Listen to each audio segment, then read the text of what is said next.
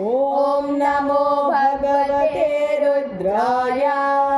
ॐ नमस्ते रुद्रमन्यवहुतोत इषवे नमः। नमस्ते अस्तु धन्वने बाहुभ्यामुत ते नमः। या तर्षुच्छिवतमा शिवं बभूव ते धनुः। शिवा शरव्याया तव तया नो रुद्रमृडया। या ते रुद्रशिवा तनूरघोरा पापकाशिनी। तया नस्तनुवा शन्तमया गिरिशन्ताभिचाकशीः। यामिषुं गिरिशन्तहस्ते बिभर्षस्तवे। शिवां गिरित्रतां कुरु माहि गुंश्रेः पुरुषं जगत्। शिवेन वचसा त्वा गिरिशाच्छावदामसि। यथा नः सर्वमिज्जगदयक्ष्मगुं सुमना असत। अध्यवो जगति वक्ता प्रथमो दैव्योऽभिषक। ऐघुश्च सर्वान् जम्भयन् सर्वाश्च यातु धान्यः। असौ यस्ताम्रो अरुण उत बभ्रुः सुमङ्गलः। ये चेमागुं रुद्रा अभितो दिक्षु श्रिता सहस्रशो वैशागुं हेडहीमहे।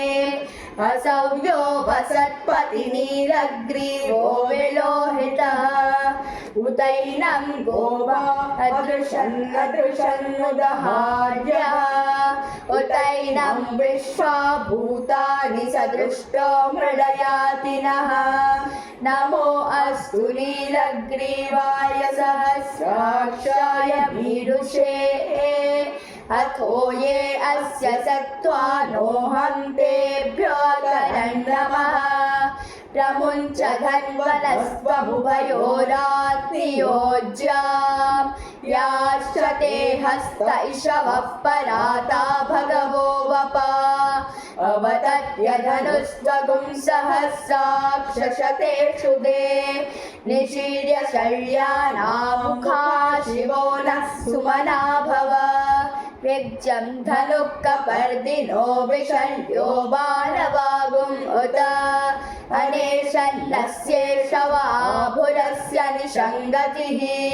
या ते हेतिर्मीडुष्टमहस्ते बभूव ते धनुः।